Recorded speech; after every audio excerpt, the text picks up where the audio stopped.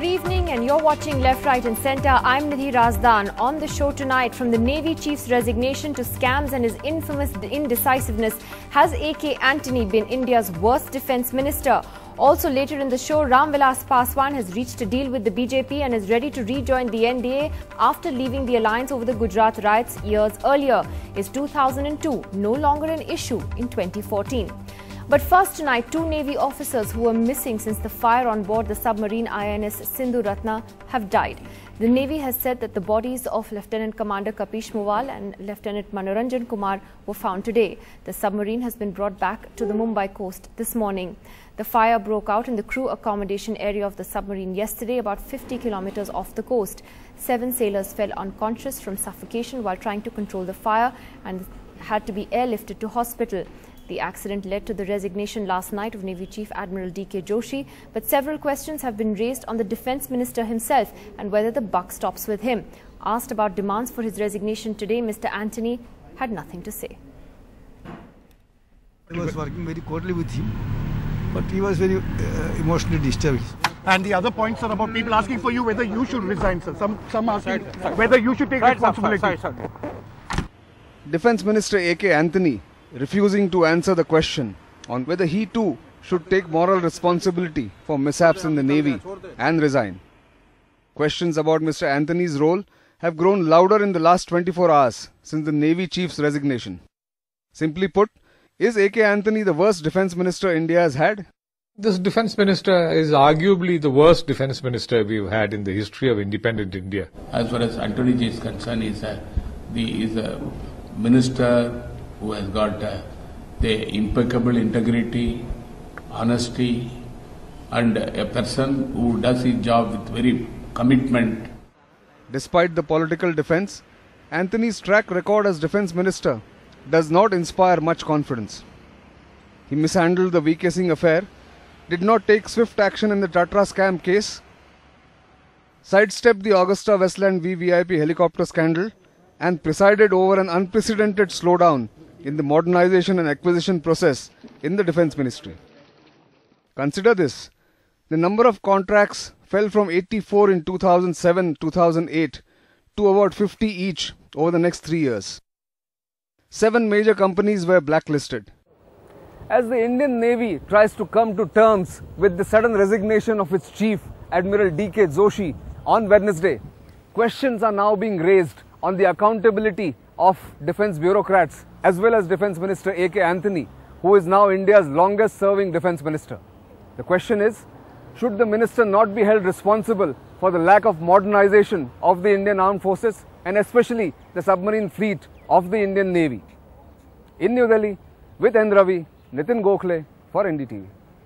So what about the accountability of the Defence Minister himself? Very simply, and some would say bluntly put, is Mr. AK Antony the worst Defence Minister India has, especially at a time when we face challenges from China, from Pakistan and from others? Joining us this evening, we have Admiral Tehliani, the former Chief of Naval Staff this evening. Also with us, General VP Malik, the former Chief of Army Staff. And here in the studio with us, Brigadier Gurmeet Kamal, former Director for the Centre for Land Warfare Studies and well-known Strategic Affairs Analyst. Admiral Tehliani, I'd like to ask you first, sir, many questions being raised on the accountability of Mr. Antony himself. Do you believe, sir, that he too should take moral responsibility here and step down?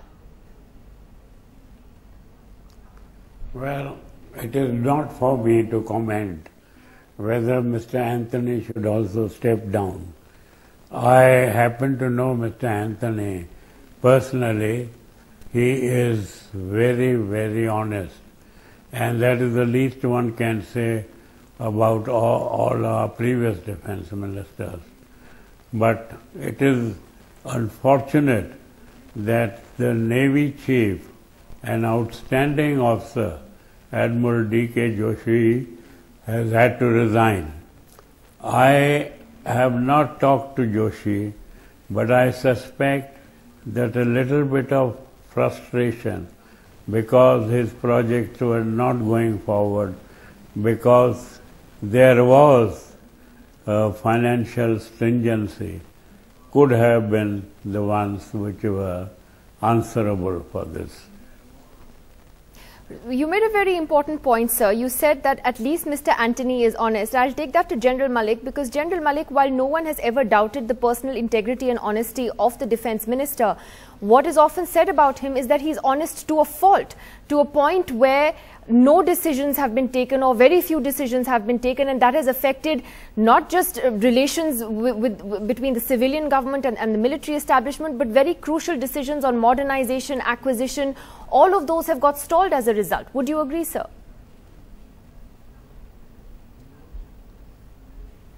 You know, I agree there. Being honest, I don't think he's very, very honest, and nobody can question that. I don't question that myself. The problem is that he has been heading a ministry which has gone from bad to worse, whether it is acquisitions, it is modernization, acquisitions, it is morale of the forces. I can indicate so many issues which have gone bad. The civil-military relations today is about the worst that I have seen in ages. And unfortunately, he is heading that kind of a ministry, and I can say that he has not been able to correct many of those issues which were being highlighted by people time and again. And incidentally, acquisition is not the only. Even the way our defense PSUs and the ordnance factories, the kind of equipment that they are producing, the kind of quality control we have there, and the kind of closed house we have in the Ministry of Defense of acquisition, procurement, and handing it over to the people concerned, a captive market of the armed forces. All these issues are huge issues which needed to be corrected. The civil-military relations, there is hardly any dialogue between the military leadership and the CCS on important issues. So while I don't doubt at all his honesty, but I do feel that he should have done better in heading this ministry. Well, I can see you being as polite as possible about that. I want to take that back to Admiral Tehliani. That, sir, would you agree with what General Malik is saying, particularly on the issue of civil-military relations, for instance? You know, where we've come to a point where we saw an unprecedented war of words between a serving army chief and the government for the first time in this country. You had an army chief taking his own government to court, and while many criticized General VK Singh for the way he behaved in that matter, there's been immense criticism of the way Mr. Antony handled it as well, that he shouldn't have let it come to that point. Would you agree, sir, that there are serious question marks on the way Mr. Antony has handled many things? Well, I am not competent or in the know to be able to sit in judgment. All I know is that I feel most unhappy when I see a serving chief taking the government to court. These sort of issues should be resolved behind closed doors between the minister and the serving chief. So obviously there are points of disagreement between the uniform fraternity and the civil servants. The civil servants play a very big role, and I can share with you, although I am now, this is my 26th year having retired from the Navy, that there was a point where I almost resigned from the Navy on the pay commission issue, but happily for us, the pay commission agreed to our demands. So one cannot say what transpires between the civil servants and the armed forces fraternity. Okay, sir. I'm going to take that to Brigadier Gurmeet Kanwal. Then how would you then judge Mr. Antony as Defence Minister? Admiral Tehliani says he doesn't want to sit in judgment. General Malik, very critical there of many of the things that have happened under him. And, you know, again, when we talk about his honesty, ironically, there have been so many defence scams that have taken place. So you don't have to be an honest Defence Minister to see scams happening right under your nose. They've happened. They're happening. Let me begin by saying that it's a sad day for the Navy and the armed forces, and it's a sadder day for civil-military relations, as General Malik said. A leader's job is to provide leadership, lead from the front, provide clear directions, lay down clear goals, provide the resources necessary to meet those goals, and then leave your subordinates free to carry on with the task. I'm afraid the Ministry of Defence in this particular case has failed to do so. As General Malik has pointed out, modernization is completely stagnant over the last 10 years or so, perhaps a little longer than that. And what the Defence Ministry should have provided to the Navy by way of means, for example, the dredging, routine, regular dredging of Mumbai harbour, it hasn't happened. And if there have been some accidents, some of them are a fact of life. Accidents when you're dealing with machinery in the armed forces. In fact, there have been only two major ones, the one that was yesterday and the one in which the 18 sailors died last year. That's right. So if the naval chief felt impelled to resign and accept moral responsibility, I think the defence minister should have held his hand and taken him to the Prime Minister and not accepted the resignation, or he should have taken his own resignation alongside to the Prime Minister. You feel that therefore Mr. Antony himself should have stepped down. Absolutely. If it had come to that. That is what leadership is all about. I'm going to take that question to the Congress Party's representative Sanjay Jha this evening. Mr. Jha, a lot of criticism of Mr. Antony and his tenure as Defence Minister, and you can hear here former Army Chief General VP Malik also making the point that he hasn't really served the country well in his capacity as Defence Minister. Mr. Jha, why shouldn't Mr. Antony also take responsibility for what has gone wrong? Nidhi, firstly, one must kind of acknowledge that we are talking about two outstanding people here on your program. To start with, about Admiral Joshi himself, who's had a fantastic career, and one must acknowledge that he's been known to be in fact an expert on submarine warfare. As far as even Mr. Antony is concerned, as a defence minister, and even before that, even as a politician, he's had very impeccable credentials, and I'm happy to hear everyone talk about his personal integrity, etc. There's one point I want to make here, that we should not cloud this entire resignation into making it as if there was a crisis of confidence or there's a conflict between the service chiefs and the defense ministry. Because if you read the statement that Mr. Antony has made even in the past, when there have been sporadic incidents, some serious, some minor, but that's not for me to comment on, that's for the defense experts to really attribute what the magnitude was. But the truth is that he was repeatedly talking about making our entire environment zero incidents or zero accident free. And to that extent, there are huge pressures on the defense ministry. Don't forget that we live in a politically tense environment, especially looking at a geopolitical kind of circumstances. The country has, during the last 10 years and even during the time when Mr. Antony has been around, imported a lot of modern equipment from overseas. We have a very transparent defense procurement process. Somebody mentioned corruption. I can tell you that he cancelled the Augusta Westland issue. So you got to look at it in entirety. I'm sorry, I'm going to disagree on that, because then you wouldn't have had the Augusta Westland scandal happen. That has happened. Again, Mr. Antony prides himself on his honest image, and again, no one is questioning that. But when General VK Singh brought the Tatra issue to him, he didn't act on it at that time. He only ordered a CBI probe after General VK Singh went public with his letter, and everything came out in the media. Let me also quote to you what the Parliamentary Standing Committee has said in its report to Parliament last year on defence contracts, which have steadily declined ever since Mr. Antony took over as Defence Minister. You had about 84 defence contracts in 2007, and it's come down to 52 in the latest report. So where is the modernization happening? Where is the decision making happening, Mr. Jha?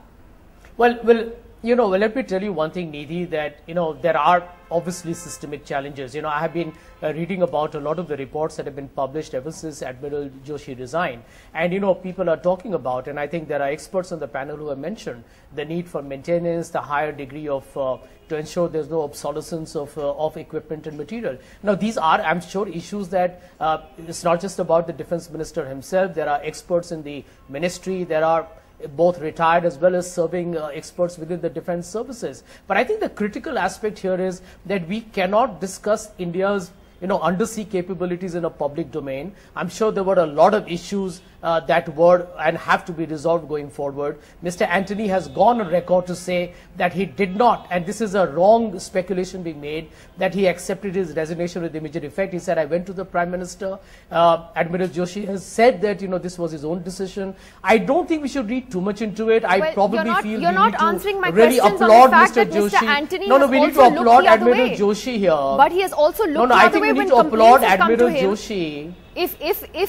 General Malik, if everything is so transparent as the Congress claims it is and as the government says it is, then why are these things happening? As you yourself have pointed out, sir, there are serious gaps as far as modernization and procurement are taking place today, whether it's the Air Force, whether it is the Army, whether it is the Navy, which is also dealing with submarines that, that require attention.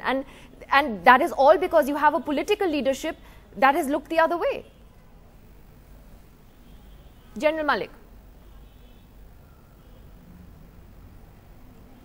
I don't agree with Mr. Jha. The problem is that how can you keep flogging equipment for years and years? We are using submarines which have outlived their lives. We are using aircraft which have outlived their life. We are using some tanks which have outlived their life. I mean, what is happening to defense planning in the Ministry of Defense and the CCS? Why are they not taking, and the events that have taken place in the Navy recently, they have everything to do with the late acquisition of equipment and modernization. And nobody doubts Admiral Joshi's honesty, his very high moral responsibility that he has taken. But let us not put things under the carpet.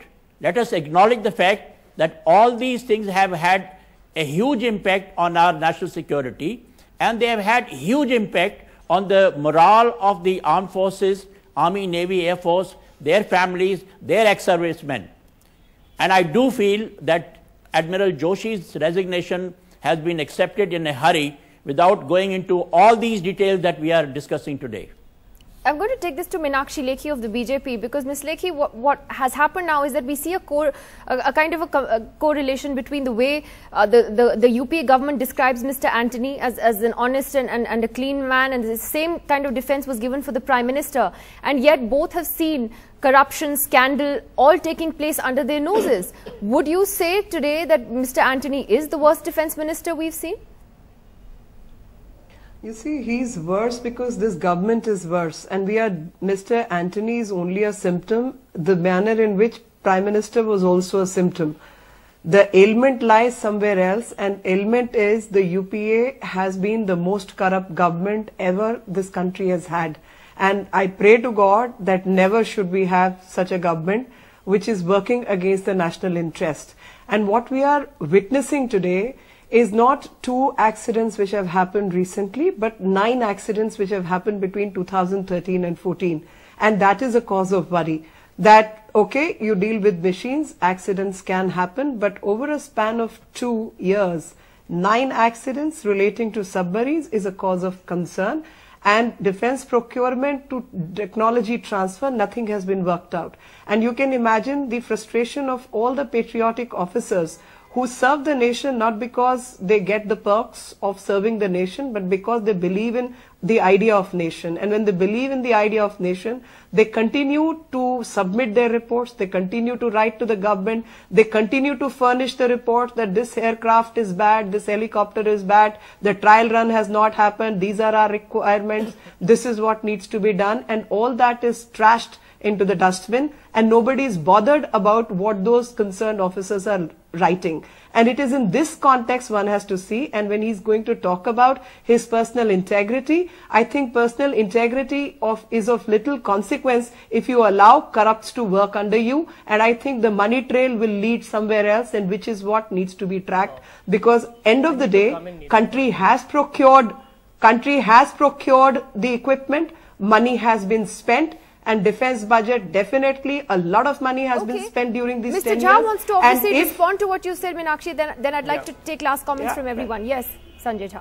Yeah, it's very tragic and unfortunate that the Bharatiya Janata Party spokesperson is today politicizing an issue that has got nothing to do with politics at all. It's about to do with maintenance, or it's about reducing accidents. It's about but national let me tell you two security things, actually, Nidhi, that are which very is far pertinent. more serious. National security. Absolutely, This is what the absolutely, which is government why does it's job. very, very tragic. Securing the borders. Yeah, let me answer. It is a tragedy because this is the same NDA government, Nidhi, you will remember, where they sacked an admiral in Vishnu Bhagwat, who actually, they actually said it was communal politics at that level.